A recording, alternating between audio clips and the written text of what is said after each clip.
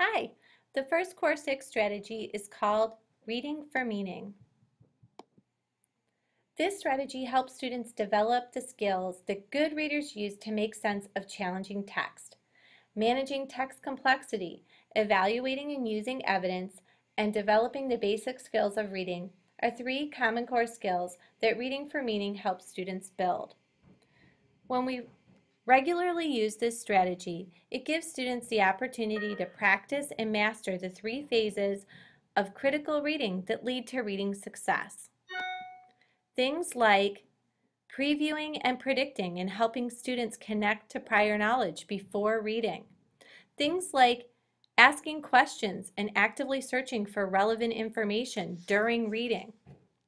And reflecting on learning after reading. There are three important reasons for using the Reading for Meaning strategy to address the Common Core state standards. First, using this strategy helps students manage text complexity. The Common Core is calling for increasingly complex text that students are expected to be able to tackle as they progress through the grade levels.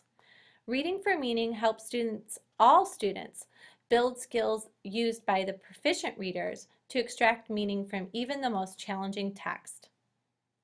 Next, evaluating and using evidence. The Common Core is asking students to use evidence to make claims and support their opinions. And the Reading for Meaning strategy trains students to find and use evidence. And finally, developing the core reading skills. The Common Core is asking for us to teach students to be successful in identifying main ideas, making inferences, and supporting interpretations with evidence. By implementing the Reading for Meaning strategies, we are supporting students in developing these core reading skills. There's much research behind the Reading for Meaning strategy. Most of the research points to what great readers do when they read. The research draws three important conclusions. First, good readers are active readers. Good readers are actively engaged with the text before, during, and after reading. It happens before reading when students are able to call up what they already know and establish a good purpose for reading. It happens during reading as they're asking questions and seeking to clarify what they're reading. And it happens after reading when they reflect on what they've read and seek to deepen their understanding. Next, reading is thinking. It involves comprehension and a set of skills like connecting to background knowledge and drawing on inferences and determining what's important. And finally, everyone can learn comprehension skills. These skills can be taught. And when we teach these skills, there's a significant and lasting effect on student understanding. So, how do we implement Reading for Meaning effectively in the classroom? The first thing that you do is select a text that you want students to read with meaning. That can be any type of text. It could be poetry, it could be an article or a primary source document, it could be a mathematical word problem, a nice rich prompt. It could be data charts, a visual source like a painting or even a photograph. Anything you want your students to read with meaning. Next, present students with a list of agree or disagree statements about the assigned text.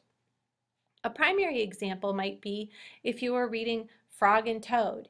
You might say, Toad is a good friend, and then have students preview that statement and then begin reading. As students are reading, ask them to agree or disagree with the statements based on what they've read.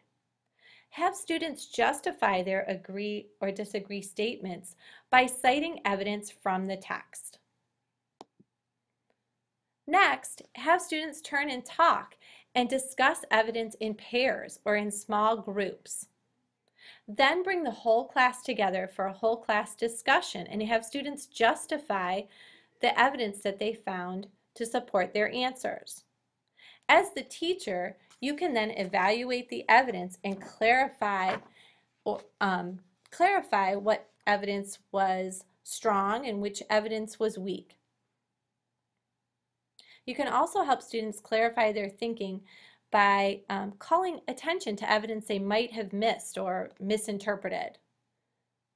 And then finally, use those responses to evaluate your students' understanding of their reading and their ability to support their claim or their opinion with evidence.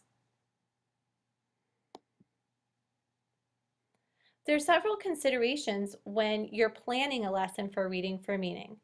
As with any lesson, you want to clarify what standards you want to teach. Next, identify the text that you want and how this will help focus and support those standards. Then identify what themes and main ideas or details you want the students to discover by Reading for Meaning. Then we need to think about engagement and how we're going to hook the students. What engaging or thought-provoking statements can you present before reading to hook your students? Next, what kind of hook or attention-grabbing questions or activities will activate students' prior knowledge?